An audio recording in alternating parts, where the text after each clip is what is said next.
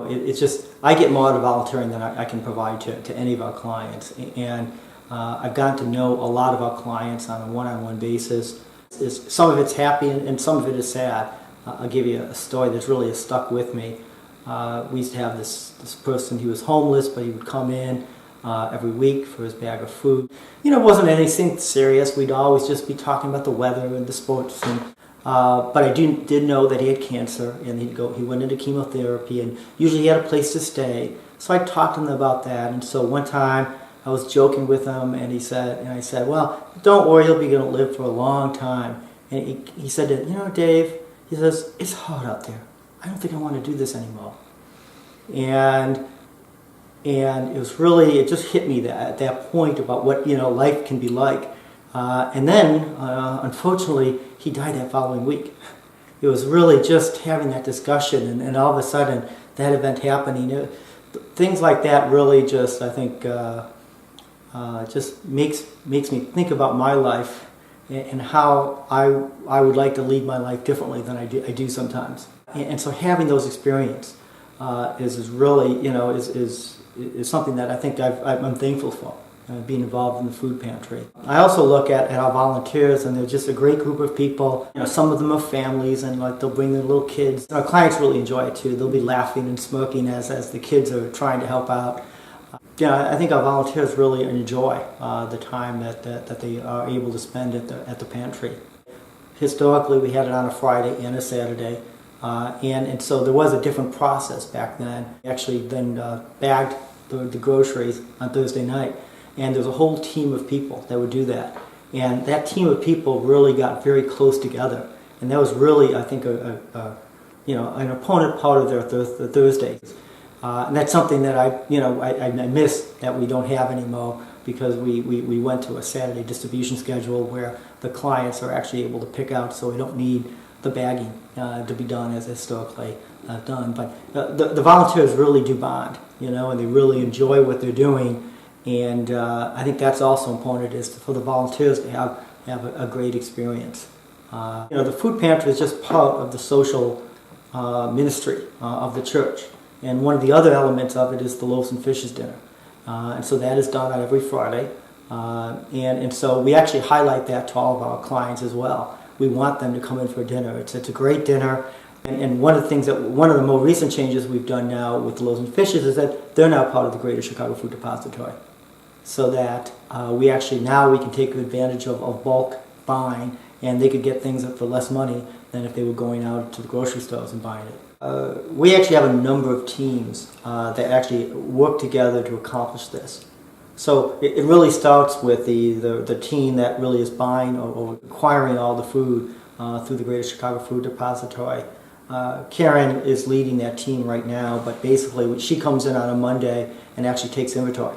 And she kind of looks at what we've used up for the weekend, what are we needing, and then she actually will order it. And then every Thursday we go and pick it up, and we have a team of 5 to 6 different people who trade dates as far as picking up. We actually have to rent a truck. We're actually getting usually it's 1,200 to 1,800 pounds of food. So it's a huge amount of food we get on a weekly basis. And then we have a couple of people lined up, so when the truck gets there, they can unload it. And they unload it into the parish, the pantry, and they kind of put it in carts so that we could easily take it out.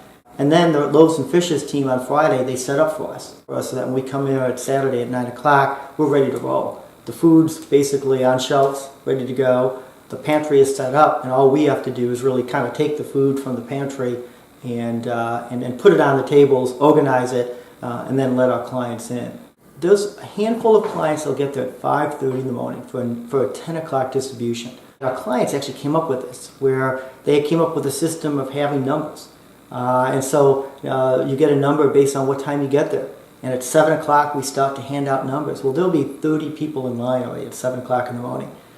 So that's how important this is to them, is that they're getting there, 3 and 4 hours ahead, just to make sure they get the best food that we have. Usually let them in about 9:30, and they'll sit, and we'll usually have some water, something just in case they can either warm up, or if it's hot, they can get cooled down. And by about 10 o'clock, we take 5 at a time, and usually it's done by 10:40, the big rush of people. Then handfuls of people come in between 10:30 and 12 when we actually close. The way the Greater Chicago Food Depository works, you buy things usually not per pound, so it's 7 cents a pound. So just imagine, 7 cents a pound of paying for food. It's an incredible deal for us. They actually also have things that they provide you for free. And then there are some things that you have to pay probably 50% of retail for. So eggs is something that we'll always pay for. But again, it's 50% of retail. So, we might get 1,800 to 2,000 pounds of food, but it's costing us $300. $400 at the end of the day. Incredible deals that we get using the Greater Chicago Food Depository. But they still cost money. How do we fund this? It's really funded through 3 ways. One is the Hunger Walk. It is a great event. It's basically to bring awareness of hunger to the city of Chicago, but the Greater Chicago Food Depository then uses that as a fundraiser for food pantries. And so they give us money for bringing people to the Hunger Walk. We typically get about 6 months of funding just from the Hunger Walk itself. And more importantly, there's 100 or so people that get together and have a great time doing this walk for St. Teresa's. Then we also have donations for food, and a lot of times on Sunday Mass they'll come up, and usually it's little kids come up, old, plopping food into the baskets. And then lastly, the church does fund the rest of the operations. So the church is kind of funding a significant portion of the operations as well. And we really want to provide more services to our clients, not just only provide them with food, but provide them with the tools and the means that they can improve their lot in life. And so we have been beginning to work with the Greater Chicago Food Depository to understand what resources that we could bring to our clients, and to really, again, to work with our clients on a one-on-one basis, if need be, to really help them and help us, because we get just as much out of it as they get. So that's a little bit of the future vision that we have. I'm sure it'll move forward, and in 20 years from now, we'll probably think back to where we are today and say, boy, look at where we were in our infancy.